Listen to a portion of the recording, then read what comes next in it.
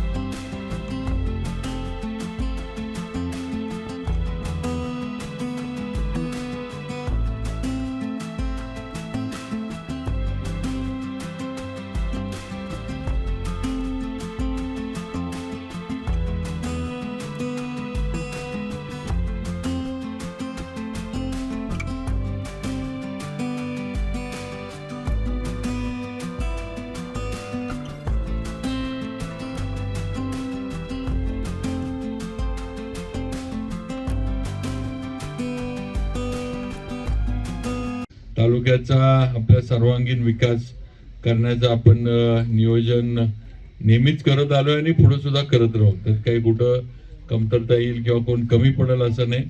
आणि नक्कीच एकत्र राहून एकसंघ राहून आपला तालुका या जिल्ह्यामध्ये, सातारा जिल्ह्यामध्ये विकासाच्या दृष्टीनं पुढं कसा जाईल. आपले मेढा असेल, कुडाळ असेल, करर असेल, ही जी मोठी आता हळूहळू आता मेढा तर शहरच आहे, कुडाळ सुद्धा आता त्या दिशेनं वाटचाल चालली आहे. कररचं पण आपल्या विभागातलं एक महत्वाचं गाव आहे, करर पण असेल. अशा मोठ्या गावांच्या ज्या काही समस्या आज आपल्याला तिथं दिसतात, भेडसवतात, जाणवतात, त्या सोडवण्यासाठी आपण सर्वजण नक्की प्रयत्न करू. बाकी आपल्या युतीच्या सरकारच्या माध्यमातून नवीन नवीन प्रकल्प, नवीन जे काही प्रोजेक्ट आहेत ते सुरू आहेत, अजून सुद्धा बरेचसे होणार आहेत. त्यामुळं नक्कीच भरघोस निधी भाजपच्या माध्यमातून जावळी तालुक्याला मिळणार आहे हे आपण लक्षात ठेवावं ही विनंती करतो. परत एकदा खऱ्या अर्थानं मानकुमरे भाऊंचा आभार मानतो, कारण भाऊंच्यामुळं आजचं जेवण आपल्याला मिळतंय. जे आज जी काही बाबांनी बकरी आपल्यासाठी सगळ्यांसाठी तिथं कापलेली आहे प्रसाद म्हणून देवीचं ते काय जेवण म्हणून नाही तर देवीचा प्रसाद म्हणून तो जे आहे ते सगळं जे आहे ते भाऊंमुळे आजचा प्रसाद आपल्याला लाभलेला आहे, सगळ्यांनी लक्षात ठेवा. त्यामुळे जायच्या आधी सगळ्यांनी भाऊंचे आभार मानून तिथनं आणि जाताना सगळ्यांनी सावकाश जावा, कारण घाट आहे सगळा. ती सांगितलेलं. त्यामुळं सगळ्यांनी सावकाश जावा आणि पुढे आता उद्या आपली टंचाईची बैठक आपण घेतली आहे. परत आपण सगळे सरपंच वगैरे बोलून ही थोडी प्राथमिक स्वरूपात आपण घेतोय. परत सरपंच वगैरे सगळे ग्रामसेवक बोलून आपण वेगळी एक टंचाईची बैठक ही आपण वेगळी पंचायत समितीमध्ये लावणार आहे बाबांच्या याच्या खाली. त्यामुळे ती सुद्धा बैठक होईल, उद्याची सुद्धा होईल. त्यामुळे उद्या सुद्धा काही कुणाचं असलं तर आपण बैठकीला मला वाटतं 12 वाजता पंचायत समितीमध्ये आपली बैठक आहे. त्यामुळं त्याला यावं. परत एकदा सगळ्यांचं स्वागत करतो. आणि पाहिलं पाचवड पासून आता आपण कोकणाला रस्ता जोडतोय. मेड्यावरून पलीकडच्या बामनोली भागातून बामनोलीकडनं आता आपण खेडला चिपळूणला रस्ता आपला जातोय. आता आपण कुडाळ पासून ते पाचगणीपर्यंत कॉन्क्रीटचा रस्ता आपण आता काम चालू झालंय. झाडं आजूबाजूची काढायचं झालंय. कॉन्क्रीटचा रस्ता. बरं तो रस्ता कितीचा आहे? 168 कोटीचा. आणि म्हणून अशा पद्धतीची प्रचंड कामं आपल्या भागामध्ये झालेत. तुम्ही माझं आता गाव कधीतरी विलारी साहेब बघायला आम्ही महाराष्ट्र राज्याच्या मुख्यमंत्री समृद्धी योजनेत आम्ही गाव उतरवलंय आणि प्रचंड असं सुंदर असं गाव बनवलंय. प्रत्येक योजना आम्ही गावामध्ये आणल्यात. शिवेंद्रराजे भोसले यांच्या माध्यमातून जवळजवळ बरेच फंड आणलेत. त्या ठिकाणी आम्ही एक मोठं असं क्रीडा संकुल केलंय. म्हणजे नाविन्यपूर्ण असा गाव आम्ही बनवलाय.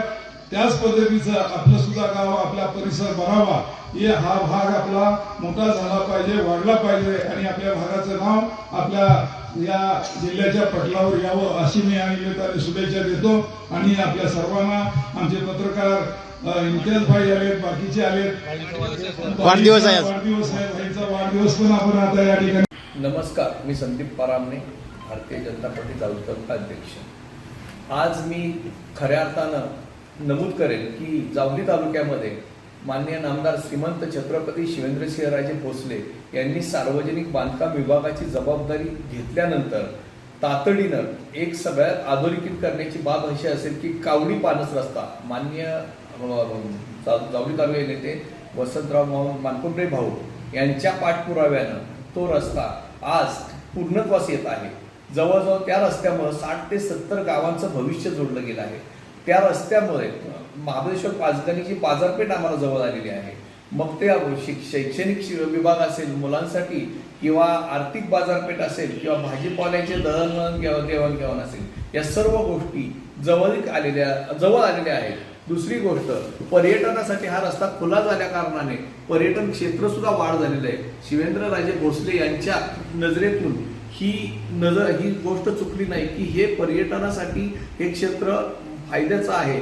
त्याचा विचार करून मग आता जवळजवळ 3 रस्ते बाबा महाराजांनी ह्याच्यात घेतलेले आहेत, प्लॅनमध्ये घेतलेले आहेत. त्यातला मग रानगेगर मारली असेल, आकेगर ते टोंपेवाडी असेल, घोटेगर ते रांजणी असेल, हे वसंतराव भाऊंचा पाठपुरावा नक्कीच निश्चित बाबाराजेंच्या मागे असतो आणि बाबाराजेंच्या माध्यमातून ही सर्व कामे पूर्ण होत आहे. भारतीय जनता पार्टीच्या माध्यमातून असतील, देवेंद्रभाऊ फडणवीस यांच्या माध्यमातून असतील, पण जावलीला प्रचंड प्रमाणात निधी मिळत आहे आणि आमची दळणवळणाची सोय आणि जावली तालुका, महाबळेश्वर तालुका हा पर्यटनात एक उत्कृष्ट नमुना असेल अशा प्रकारे ही कामं चालू आहेत. आता जवळजवळ लवकरच बावधन रस्ता म्हणजे सोमर्डी बावधन रस्ता पूर्णत्व म्हणजे त्याचं सर्वे पण चालू झालेला आहे.